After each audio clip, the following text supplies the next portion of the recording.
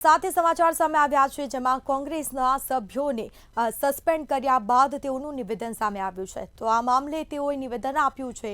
સમાચાર સામે આવ્યા છે કોંગ્રેસના સભ્યોને સસ્પેન્ડ કર્યા મુદ્દે નિવેદન સામે આવ્યું છે। અમિત ચાવડાનું નિવેદન સામે આવ્યું છે।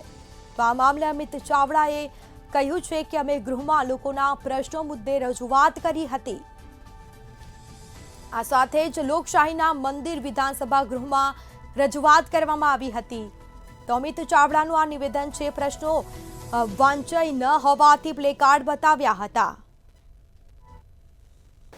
સરકારનો ભ્રષ્ટાચાર ગેરવહીવટ ને એમની મિલીભગત બહાર ના પડે, ખુલ્લી ના પડી જાય, બેનકાબ ના થઈ જાય એટલા માટે કોંગ્રેસના સભ્યોના પ્રશ્નોના જવાબ અમે નહીં આપીએ એવું મંત્રીઓ લખીને આપે છે અને ટૂંકી મુદતની જે જોગવાઈ છે એ મુજબ એ પ્રશ્નો નામંજૂર કરવામાં આવે છે। આ પ્રશ્નો ફરી કહું છું કે અધ્યક્ષ નામંજૂર નથી કરતા, પણ આ બહુમતીના જોરે સરકારમાં બેઠેલા જે મંત્રીઓ પોતાનો ગેરવહીવટ ને ભ્રષ્ટાચાર ખુલ્લો ના પડે એટલા માટે એમના દ્વારા ના પાડવામાં આવે છે અને એમનો ગેરવહીવટ ભ્રષ્ટાચાર છુપાવવાનો પ્રયત્ન થઈ રહ્યો છે।